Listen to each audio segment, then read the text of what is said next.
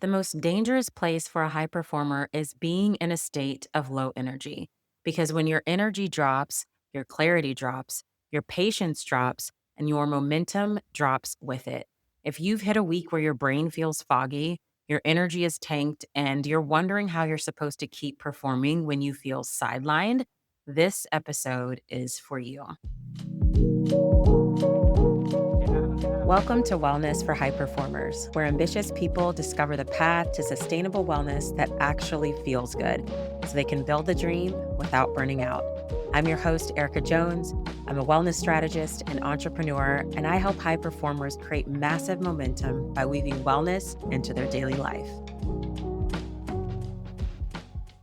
Hey there, and welcome. I'm your host, Erica Jones, and I'm so glad you're tuning in today because if you're having a rough week or a rough month where you feel like you're teetering at the edge of your limits, or maybe you're already past your limit, this episode is really going to help you. And I felt this way last week. My life was just moving at 1,000 miles an hour, and I was struggling to keep up.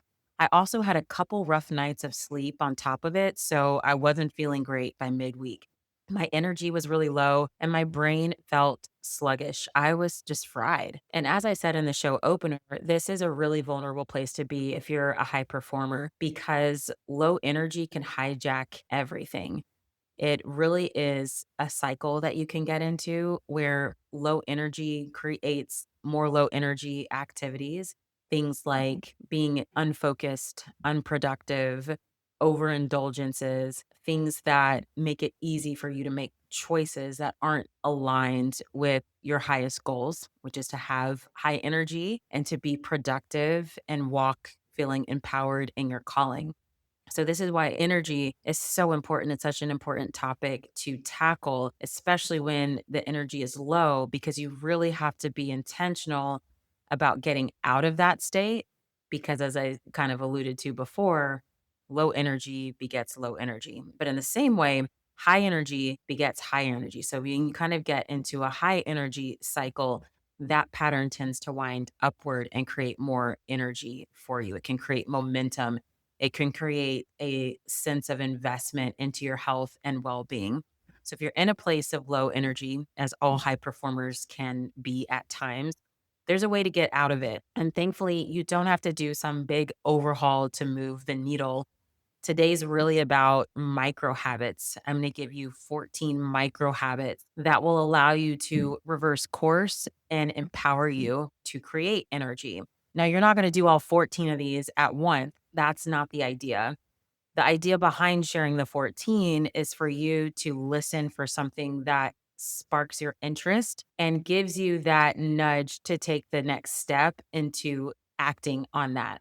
So, as I mentioned before, as you act on it and you get a result, that result being a boost in your energy, that can inspire and encourage you to take the next action, which does the same thing, gives you the result and that boost in energy. So now you're starting to spiral upward with your energy instead of spiraling downward. But as I said, it takes intention to get out of the patterns and cycles that got you into the low energy in the first place. And sometimes it's not always something that we've done. It can be, man, I just had a rough night of sleep and, there's nothing that you could have done about it. It's just life. Life just happened at times. But either way, I hope this episode encourages you. Let's dive into the first category, if you will. I've kind of broken this up into categories of micro habits. And category one is going to be all about the nervous system reset. So these are habits that you want to deploy when you're feeling tapped mentally and physically, and you just need to feel more grounded and relaxed. So, micro habit one is the sigh. This is not rocket science. You're just going to take a big sigh, a deep breath in, and letting all the air out.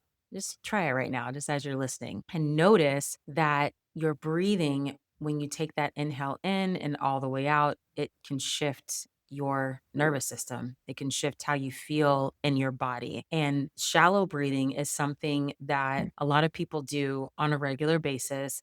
I'm really trying to correct this for myself because I can find that when I get into the zone when I'm working, I can take shallow breaths High performers do this a lot when they're under tension or stress. And it's not a great habit because shallow breathing is more associated with a lack of longevity. So we want to disrupt that pattern.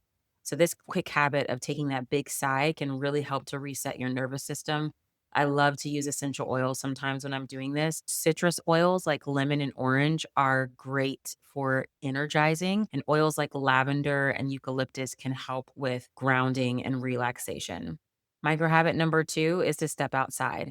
So get the natural light on your skin. Leave your phone in the office or inside the house. This can energize your brain, just the sunlight itself. It can increase alertness and promote a healthy circadian rhythm, which is really important for restful sleep.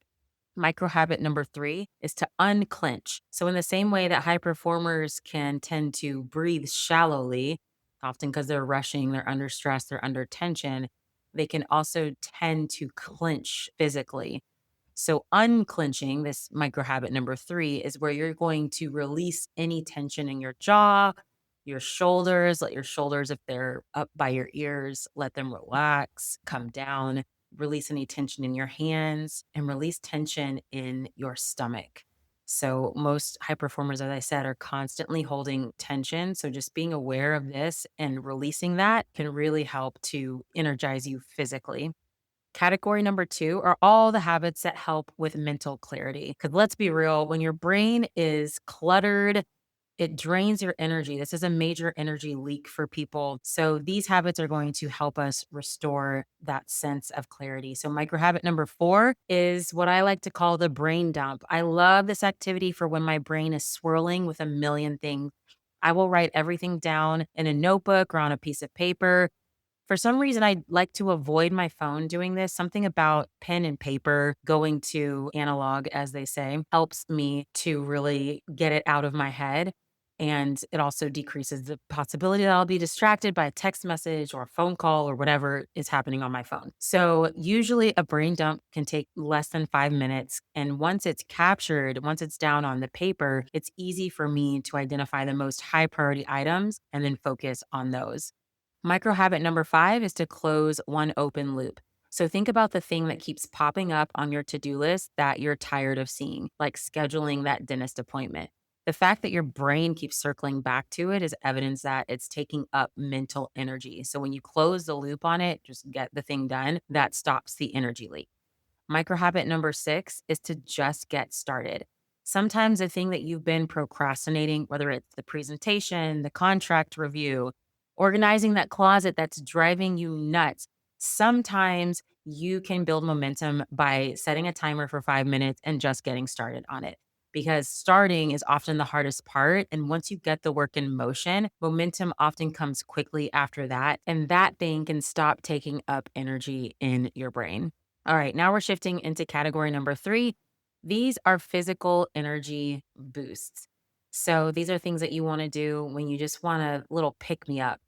Number seven is to have what I call a workout snack. This is something I learned from my husband. This is a quick 60-second burst of movement to get your body in motion without the commitment of working out. So, doing jumping jacks, squats, wall push ups, or whatever feels good to your body for that 60 to 90-second sprint, especially if you've been sitting at a desk, this can really help to energize your body and mind.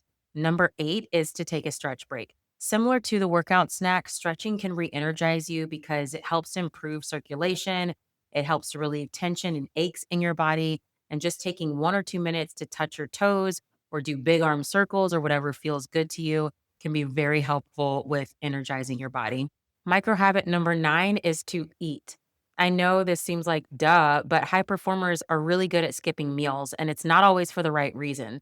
When the body is under a lot of stress, it's not always the best time to fast. Fasting is a stressor in itself. It has a place in wellness for sure. It's a tactic that I use, but I don't do it when I'm feeling burned out because you can feel like your body's being pushed over the edge.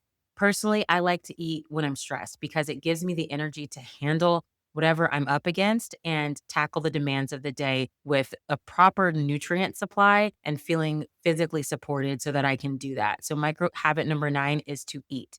Now we're going to move on to category number 4, which is all about emotional energy. So it's protecting that piece. This is one that a lot of people don't think about, but is super important because when you're emotionally drained, that also is a really big pull on your physical energy.